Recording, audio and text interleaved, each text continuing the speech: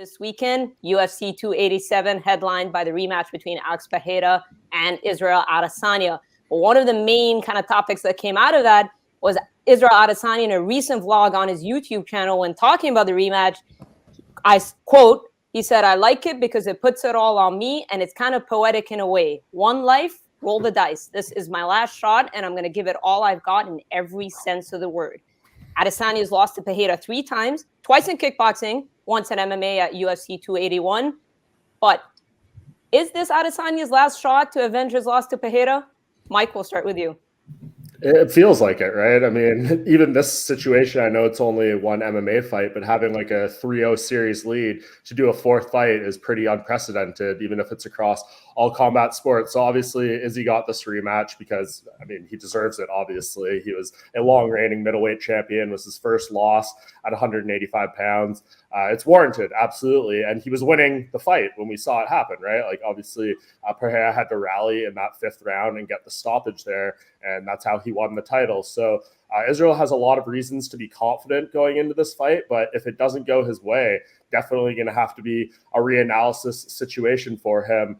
I don't think he's going to be fighting for that belt again as long as Alex Pereira is champion. So I guess the good thing for Israel is if he does lose, a lot of us, I'm sure, and most of the MMA community feel like there's a lot of really bad matchups for Poatan coming off this, whether it's a Robert Whittaker, Marvin Vettori, Khamzat Chimaev, whoever it may be. The matchups get a lot more stylistically difficult. So if he loses the belt in his second defense, Israel gets a win in the meantime, then he's right back there. I'm sure that's not the path he's hoping to take. He wants to win this fight and kind of mute all these questions, but there's definitely pressure on him going into this fight. He needs to win this because it puts him in purgatory as long as Alex holds that title.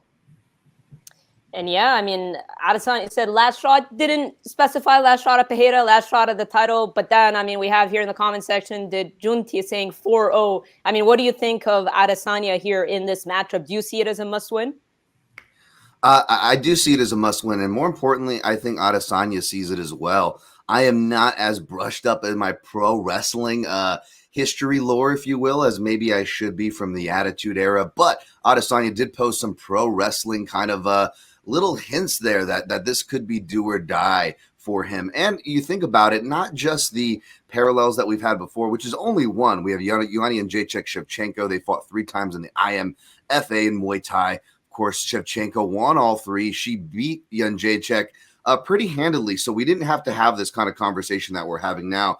The problem is that if Adesanya does lose, I don't know where he goes from here. We've seen past champions go to different weight classes.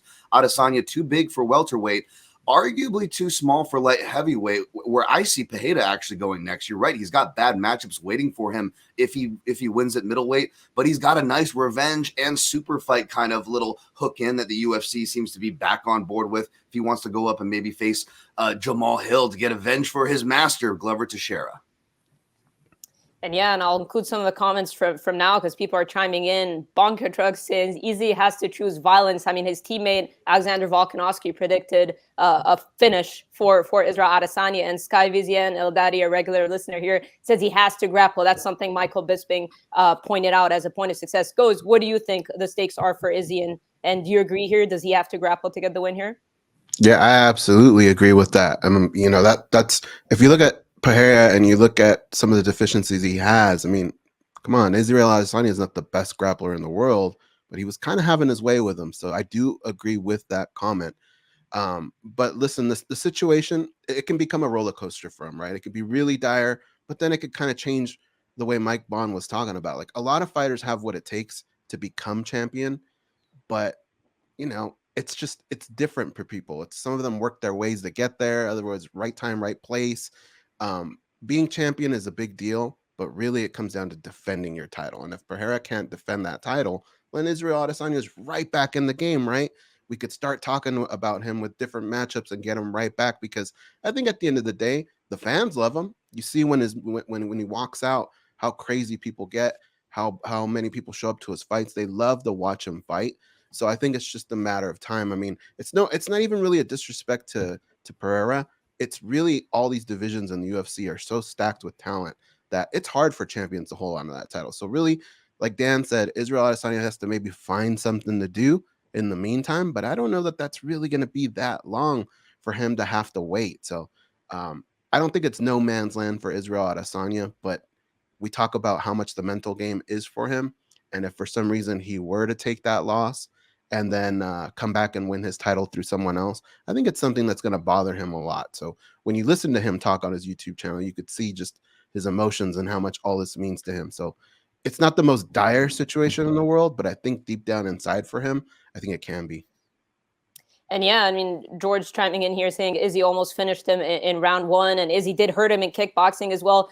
He's having success. He's looking good against Alex Pereira until Pereira, finished him in kickboxing. He rallied to finish him and rallied to finish him at UFC 281. So do you guys think that Pereira might be in his head? Like mentally, you guys can all chime in. How do you feel like Israel Adesanya's mindset is going into this one?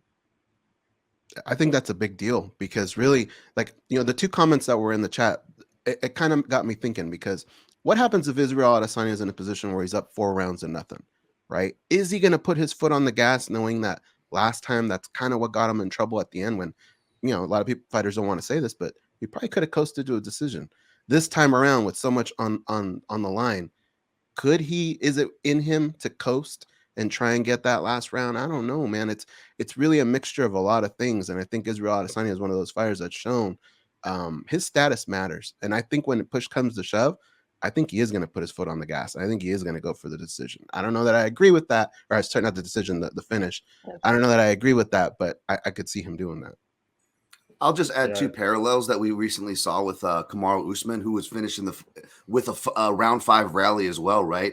I think we had that same, kind of question. And regardless of how you scored that second fight with Leon Edwards and Kamaru Usman, we saw in that 5th round, Kamaru was arguably down. Even his team, thought that was a realistic possibility. And we saw Kamaru go out and get after it. I like to think that Adesanya will do the same. But the other parallel that is a potential problem with that fight is that everybody came in completely discounting Edwards, saying it was just a fluke. Outside of that one moment, he didn't win the fight. And I think that we forget that Pereira was winning the first round until he got caught at the very end. He won the second round despite being rocked at the very end of that round, and was hurting Adesanya, hurt him to the body, which always gets undercredited by the general populace and judges alike. He hurts Adesanya to the body and only gets taken down and loses the round on the ground when he himself fails on the takedown. Adesanya never took him down, which is a real interesting part of that grappling note. So I think Adesanya will come in mentally prepared. I just think that we all should have fair chances for both of these guys at the end of the day, because this is a real competitive fight.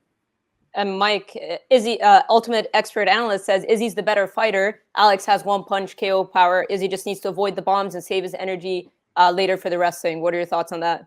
Right. That seems to be a take that we see from a few people, right? Like Izzy showed that he was maybe more skilled, more complete in that fight, but Alex showed that he has the game changer of the power, and that can be a determining factor for him at any point. So it's going to be interesting. I mean, I think they're both going to come into this very prepared, very on top of their game. I mean, as we just talked about for minutes there, Israel is obviously very aware of his situation and what he needs to do to win this fight and how important it is. But Alex Pereira is too, right? Like, he doesn't want to feel like he was, a lucky champion or, a flash in the pan type here. It would be a very short reign, like a 5-month reign, right? They just fought back in November. So he wants to show that he is the guy, despite his MMA inexperience. And I think, they're going to be very ready. I talked to Glover Teixeira a few weeks ago, and they said they put really a big emphasis on just being like very prepared for the moments, right? Like, being very locked in. He felt like his focus wasn't there in the last fight until he gave him that epic speech going into the 5th round. And they don't want to be in that situation again. They don't want to be going into the 4th round down, 2-1 or whatever the case may be, like, or down 4-0 is that scenario you laid out going into round 5. They want to be winning this fight from beginning to end. And I think that's maybe where we see Alex fight a little bit differently here. But as Dan kind of laid out there, I think an important part of Alex's approach too is laying certain traps and investing into the leg kicks, into the body work. I mean, those leg kicks, I think, were extremely pivotal going into that last fight too. Like in that 5th round, when Izzy had tripped in that final finishing sequence where the leg was clearly hurt and he couldn't have all his support on it, that contributed to the stoppage. Like, there's lots of little moments like that. So a very tactical fight, a very high level fight. And I honestly can't wait for Saturday. This is a really big one.